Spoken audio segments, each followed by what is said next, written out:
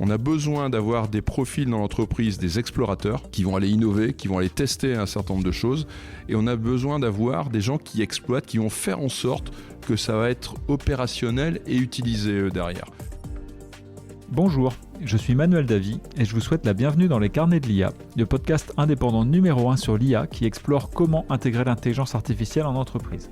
Dans chaque épisode, je reçois des experts qui partagent leur retour d'expérience. Par où commencer, quelles bonnes pratiques adopter et comment transformer concrètement votre organisation. Les Carnets de l'IA est un podcast de la Cité de l'IA. Un grand merci à la Fondation MMA des entrepreneurs du futur qui soutient votre podcast. Bonjour à tous et tout d'abord je vous souhaite une excellente année 2026 avec ce nouvel épisode. Un nouvel épisode dans lequel j'ai le plaisir de recevoir Vincent Béag qui est le président du cabinet Addix. Bonjour Vincent. Bonjour Manu. Donc c'est un plaisir de te recevoir à nouveau puisque pour ceux qui nous sont les plus fidèles, vous aurez noté que Vincent était notre tout premier invité sur l'épisode numéro 1. Alors ça fait un grand plaisir de te retrouver ici. En ce début d'année 2026, on s'est dit avec l'équipe de production que ce serait une bonne idée de parler des résolutions. C'est la période des bonnes résolutions 2026 et quand on est responsable dans une entreprise et qu'on a dans son périmètre l'IA, ou pas d'ailleurs, ça peut être le bon moment de se poser un certain nombre de résolutions sur 2026 et donc c'est un peu le sujet qu'on va traiter aujourd'hui. J'en ai pris 5 des bonnes résolutions. D'accord. C'est peut-être beaucoup pour un début d'année, mais déjà si on en tient au moins une ou deux, déjà ce serait déjà pas mal. Tout à fait. La première, alors c'est un peu provoque, la première, c'est ne construisez pas une stratégie d'IA. Alors c'est effectivement un peu interpellant puisque finalement on pense tous, et je pense que c'est juste qu'il faut avoir une vision stratégique avec l'IA. Alors il faut une vision stratégique avec l'IA, là tu as tout à fait raison. En fait, le terme que j'aime pas, c'est celui de stratégie IA, parce que l'IA, on ne fait pas une stratégie IA, on a une stratégie d'entreprise et puis on utilise l'IA au service de cette stratégie. L'IA va être au service de l'innovation, l'innovation va être au service de la différenciation au service de la stratégie d'entreprise, de là où on veut aller. Donc si on n'a pas un point de départ clair, on risque d'être dans le flou sur la mise en pratique de l'IA. Donc il faut être très clair sur sa stratégie et savoir en quoi l'IA peut venir servir cette stratégie, que ce soit un peu une question de différenciation par rapport aux clients, différenciation sur l'offre, sur les services que l'on propose, ou de productivité. Mais il y a ces choix-là à faire au préalable, et ces orientations à avoir. Donc ce que tu nous dis, c'est qu'il ne faut pas oublier la stratégie commerciale, satisfaction client, développement du chiffre d'affaires pour mettre une stratégie IA flambant neuve, mais qu'au contraire, il faut appuyer la stratégie de développement sur de l'IA. Exactement. Et ce qui veut donc dire qu'il faut bannir le terme de stratégie IA. Il faut vraiment le bannir. Compris. Et il faut mettre l'IA au service de la stratégie. D'ailleurs, il y a une chose quand on est dirigeant qui ne se délègue pas, c'est la capacité à choisir. Absolument. Et la capacité à choisir, ça veut dire que on a un certain nombre d'entrants qui peuvent être remontés par les équipes sur ce que l'on est capable de faire avec l'IA, sur les idées qui peuvent surgir dans les différentes directions. Et ensuite, il faut pouvoir les trancher. Et les trancher, c'est les trancher par rapport à la stratégie et par rapport au grand choix de l'entreprise. Donc il faut, et trancher, ça veut dire renoncer. Absolument. Je trouve que c'est un message très important que tu passes là. C'est effectivement l'implication du dirigeant dans le sujet intelligence artificielle, à la fois sur le pilotage stratégique, mais également parce que c'est un sujet transformationnel et peut-être parfois ça peut même toucher la culture d'entreprise. Donc là, évidemment, le dirigeant est en première ligne. Oui, et puis avec parfois des choses qu'on va se refuser de faire, tout simplement, parce que c'est pas la ligne directrice, ou ce n'est pas la priorité. Donc voilà pour la première recommandation. On la note bien sur nos petits calepins. Deuxième chose, et notamment en matière d'IA générative, il faut l'apprivoiser. Il faut que le dirigeant apprivoise l'IA, pour plein de raisons. D'abord parce qu'il faut comprendre ce qu'on peut en faire, et puis le meilleur moyen de le comprendre, c'est de l'utiliser. Sinon, ça reste quelque chose d'assez abstrait. Donc l'utiliser, en voir les limites, coincé, parce qu'on va coincer en tant que dirigeant sur les mêmes sujets que ses salariés, et on va se confronter aux mêmes problématiques. Donc c'est ça qui va permettre de comprendre ce qu'on peut vraiment en faire. Alors, d'ailleurs, j'ai un parallèle qui est intéressant parce que j'ai un client, pour pas le citer, c'est François Dutilleul, qui il y a quelques années, François me disait est-ce qu'il faut que je me forme au code informatique, à la programmation ? Et notamment, il me parlait de ses enfants à qui il avait proposé de se former, ce qu'ils ont fait. Et je lui ai dit, tes enfants, oui, c'est indispensable. toi, si tu veux, mais c'est pas forcément nécessaire. Et je pense que ma réponse, c'était une ânerie. En fait, il fallait qu'ils se forment déjà pour comprendre comment ça fonctionne. Eh bien, sur l'IA, c'est exactement la même chose. Comme on est sur une matière qui est totalement abstraite, le fait de mettre les mains dedans, de le comprendre, va aider énormément à sa diffusion ensuite dans l'entreprise. Et c'est pas qu'une question d'exemplarité, c'est vraiment une question de toucher du doigt ce qu'on est capable d'en faire réellement. Pour que la stratégie soit fondée sur du concret et pas sur un fantasme de ce que peut être la technologie. Et puis après, il y a des choix à faire, c'est-à-dire que ce qu'on peut éviter, c'est... J'ai vu ça pareil, chez un client, ils ont acheté des licences ChatGPT pour tout le monde, ce qui sert strictement à rien. Ça n'a aucun intérêt. Et puis c'est pas forcément rentable d'ailleurs à partir d'un certain nombre de licences. Ça coûte cher. Ça coûte cher, ça produit pas le résultat escompté.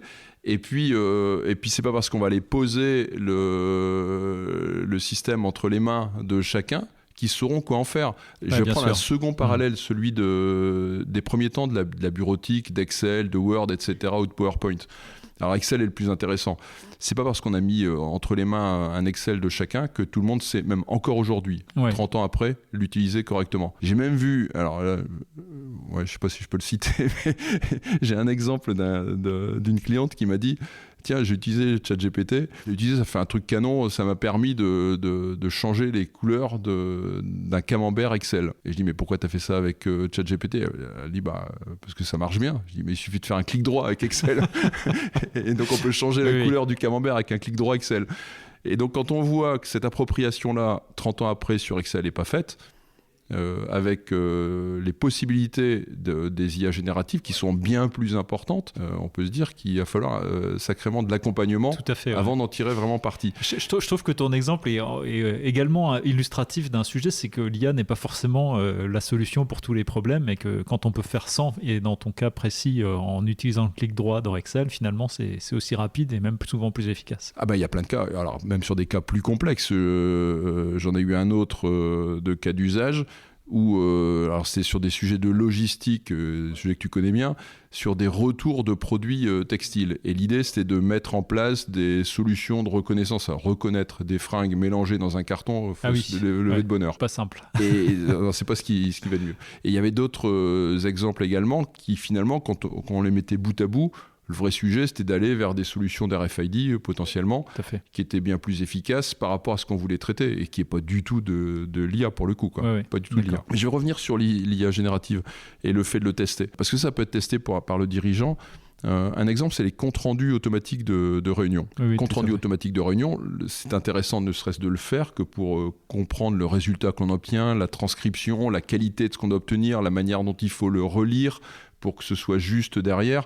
Donc ça, c'est en le faisant qu'on peut ensuite, après, le soutenir au sein de l'entreprise. Ce qui est intéressant derrière ce test-là aussi, c'est pour la prise de décision. Parce que des outils pour faire un compte-rendu de réunion, il y en a plein sur le marché. Tout à fait. Il y en a peut-être une vingtaine qui sont facilement trouvables sur Internet. Alors, ils ont tous plus ou moins il y en a qui sont meilleurs que d'autres. Et donc, on peut se dire, tiens, je vais aller acheter, on va se précipiter, on va acheter un produit, on va le diffuser dans toute la boîte.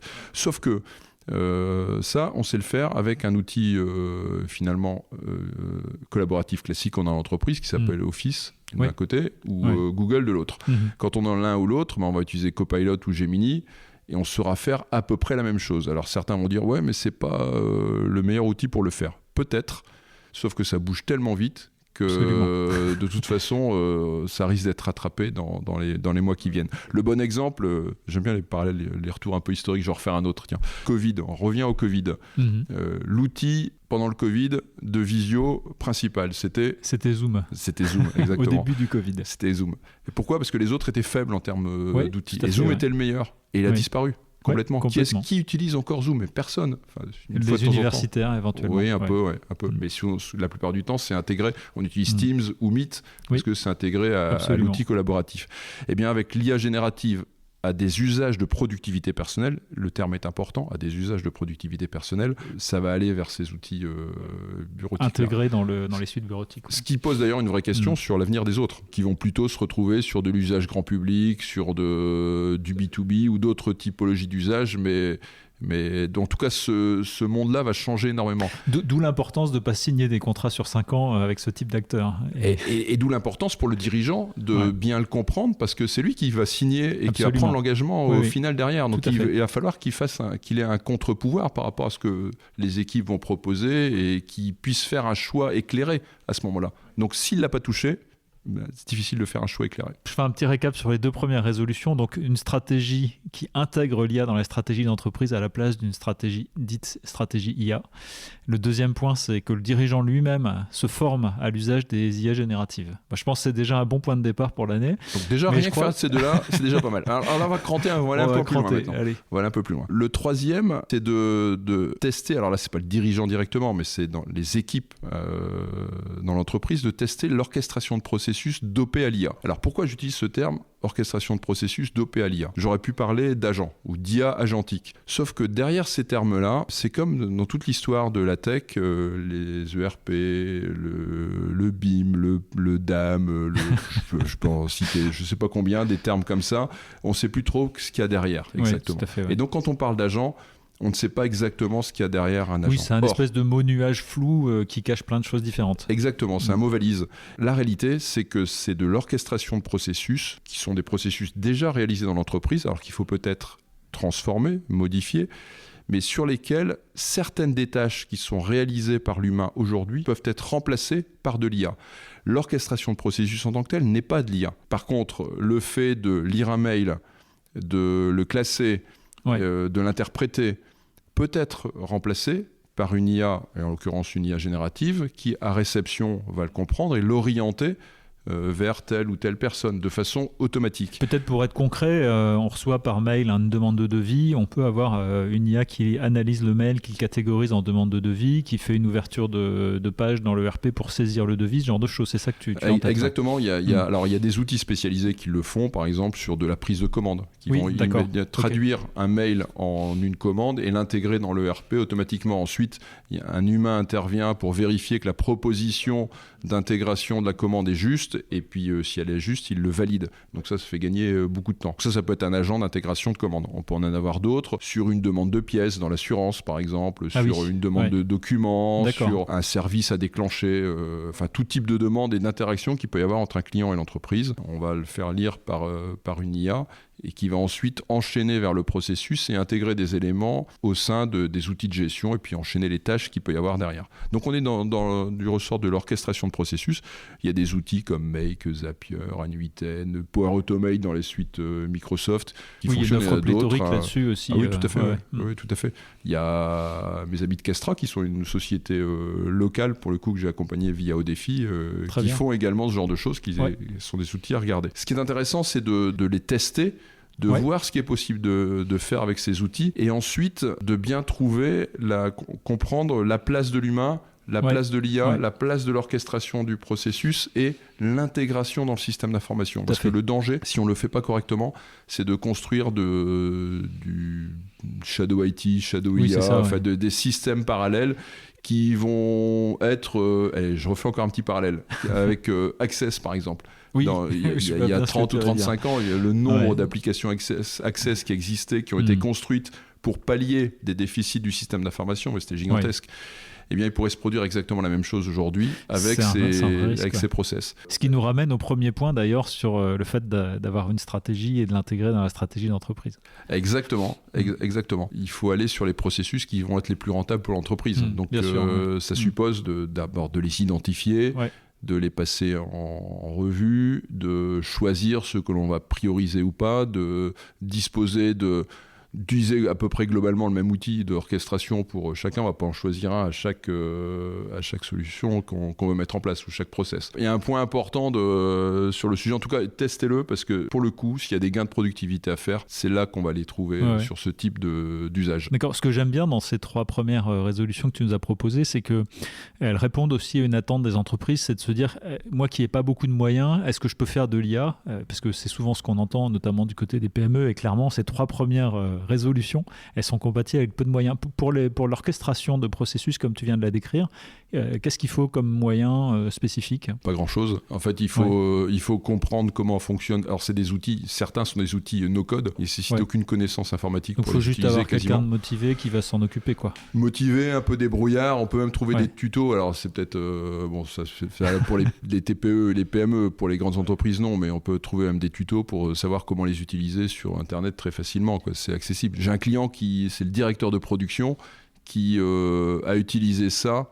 Il se reconnaîtra s'il m'écoute, qui a utilisé ça pour son frangin qui a une boîte qui est un artisan dans le bâtiment. Excellent. Et qui récupère les demandes de devis automatiquement, fait ses prises de rendez-vous automatiquement. Il a fait du N8N qu'il a câblé avec l'outil de messagerie, avec sa bureautique classique, quoi, tout simplement. Ouais, c'est excellent. C'est un très bon exemple. Et il y a zéro connaissance en informatique, hein. C'est pas son métier de base, clairement. Donc on peut facilement le mettre en place. Par contre, on peut aussi vite s'y perdre. Et donc pour une TPE ou une PME, ce qui est intéressant, c'est d'avoir une personne qui connaisse très bien ce qu'on est capable d'en faire, qui puisse faire le tour des différents services, identifier les cas d'usage, aider, faire le tri de ce qui est faisable, pas faisable, puis venir conseiller et mettre en place les solutions, les tester avec les différents métiers. Et penser leur maintenabilité également, hein. Tu ne l'as pas dit, mais je pense que tu l'avais bien en tête. Oui, d'ailleurs, ce qui est intéressant, c'est de plutôt faire des petits processus et d'enchaîner plusieurs process entre eux. Et là, on arrive dans ce qu'on a appelé le multi-agent, et des agents qui vont causer entre eux, qui vont se passer des tâches, parce qu'on voit parfois des process extrêmement complexes qui sont câblés avec ce genre d'outils, et c'est immaintenable. Keep it simple, comme on dit habituellement, et ça reste vrai pour l'IA. Exactement. Ok, très bien. Super pour ces 3 premières résolutions. On est tout oui pour la 4e. Alors la 4e est liée à celle qu'on vient d'évoquer, c'est-à-dire qu'il faut y aller progressivement. On ne va pas tout de suite démarrer avec l'IA en récoltant des tonnes de données et puis en essayant de mettre en place des algos de machine learning qu'on va soi-même entraîner. Donc il y a des étapes. La première étape, déjà, apprivoiser ce qu'on vient de voir précédemment, les IA génératives. La seconde, c'est les orchestrations de process. La 3e étape, c'est tout ce qui peut être fait avec des outils de marché, il faut le faire avec des outils de marché.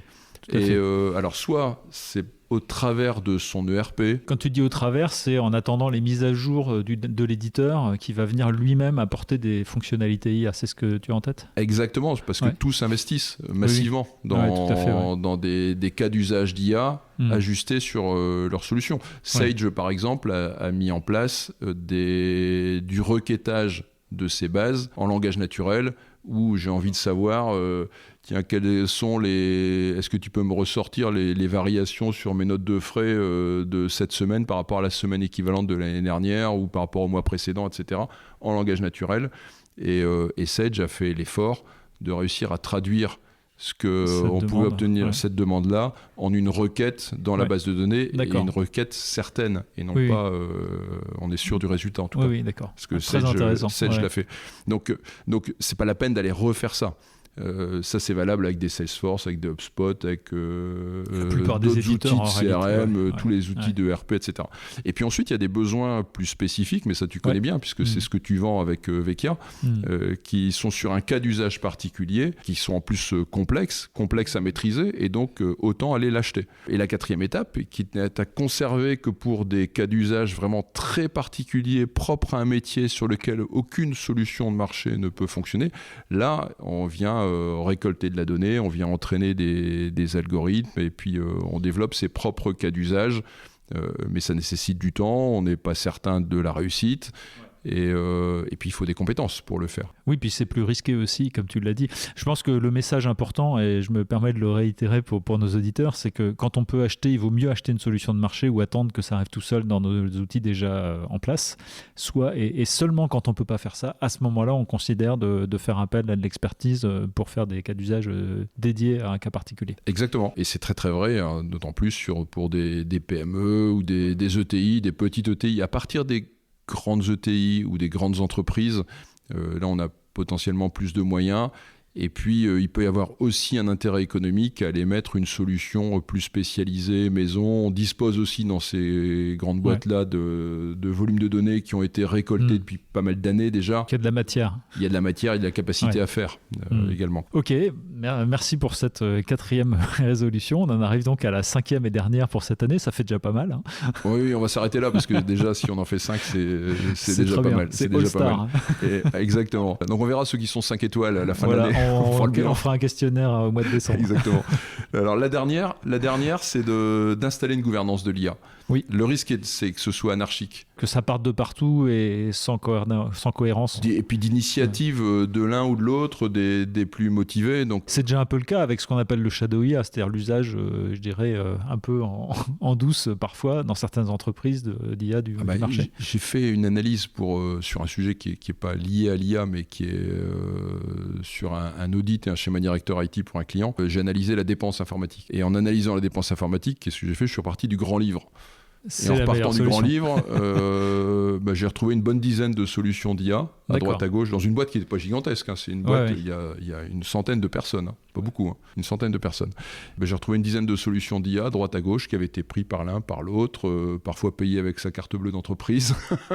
Et donc, sans qu'il y ait connaissance par le DG de l'existence de ces solutions. Alors, il y a certainement de très bonnes raisons, mais ça traduit une chose, c'est que ce n'est pas du tout gouverné. Donc le but n'est pas On a vu que l'IA est un sujet d'innovation, donc il ne faut pas freiner l'innovation. Tout à fait. Mais il faut la faire avec un certain ordre, de façon coordonnée, sinon c'est l'anarchie.